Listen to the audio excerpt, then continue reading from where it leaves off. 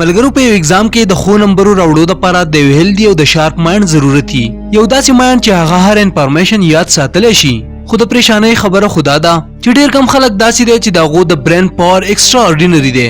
ملګرو د دې ویډیو د خبرو فالو کولو نه وروسته تاسو هم د شارپ مایند والا په لیست کې راشئ. تاسو به هر ایگزام ټاپ کوئ. تاسو چې هم څه وغواړئ هغه به ټول تاسو د خپلو تیزو دماغو په دم سره حاصلولی شئ.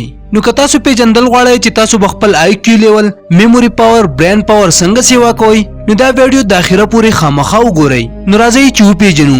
نمبر 5 get enough sleep. ملګرو اکثر سټوډنټ د ایگزام د تیاری په دوران کې په سلیپ کې کمپرومایز کوي. ټوله شپه ویښ شي. خو داسې کول ستاسو د دماغو دپاره او ستاسو د صحت دپاره بالکل هم صحیح نه دي. ولې چې په خوب کې زمونږ جسم ریپیر کیږي. د خوب په دوران کې انفارمیشن د شارټ ټرم میموري نه لانګ ټرم میموري کې داخليږي.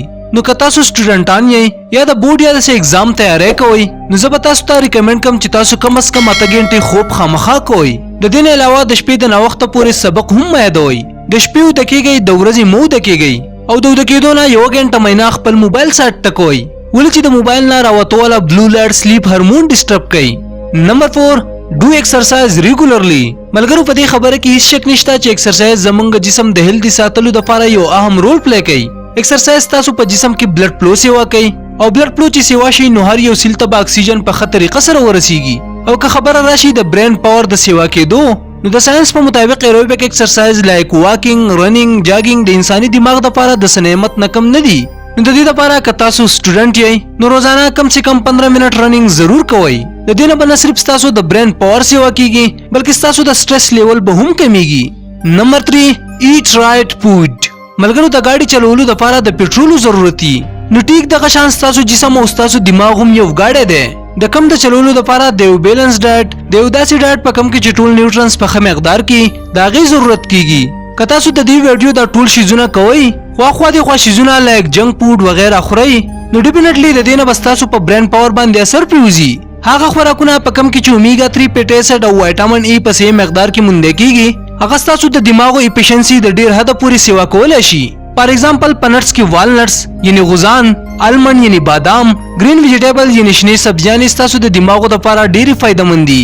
که تاسو دا شیزونه افورډ کولی شئ، نو د ایگزام نه کم از کم 3 میاشتې مهینه دا ټول شیزونه خوړل شروع کړئ. او که نه شئ افورډ کولی، نو کم سے کم دا جنک فوډ، آیلي خوراکونه دا مه خورئ، شنې سبزیانې خورئ. نمبر 2 افرمیشنز. ملګرو په دروغه دي، خو تاسو چې څه هم ځان ته وایئ هغه که نن نه نو سبا تاسو جوړیږئ. که تاسو ځان ته الټه ملټه خبرې کوئ لایک زما قسمت خراب دی، زما خو دماغ خراب دی، ما ته شیزونه نه یادېږي وغیره وغیره، دا ټولې نیګیټیو خبرې که تاسو ځان ته وایئ، نو بیا به په رښتیا ستاسو د دماغو پاور نه سیوا کیږي. نو تاسو له څه کول پکار دي؟ تاسو له د دې الټه ویل پکار دي.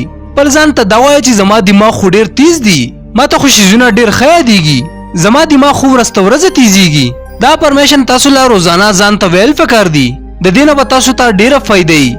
نمبر 1 get enough sunlight. ملګرو ډېر سټوډنټان د ایگزام په تیاری کې خپل ځان آیسولیټ کړي، هغوی د کور نه بهر ته نه راوځي، ټوله ورځ او شپه سبق یادوي. خو دا شیز بالکل غلط دی. د دې نه به ستاسو په صحت باندې خراب اثر پرېوځي. د دې لپاره د هیلث ایشوز نه د بچ کېدو لپاره تاسو له ټول شیزونه بیلنس کول پکار دي. خپل ځان ډي سټرس کړئ. روزانه کم از کم 10 منټه سنلایټ ایکسپوجر کوئ. د دې نه به ستاسو سټرس لیول هم کمیږي. ولې چې د سنلایټ ایکسپوجر نه په دماغو کې د انډارفین او د سیروټونین لیول سیوا کیږي او موډ ښه کیږي.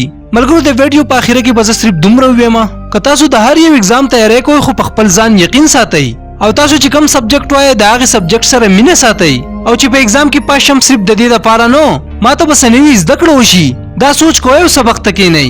نو ملګرو که د دې ویډیو نه تاسو ته څه لږه غونته هم زده کړه شوي وي، نو د لایک دا بټن خامخا پریس کړئ، او د داسې نورو ویډیوګانو کتلو لپاره دا چینل خامخا سبسکرایب کړئ. جزاک الله.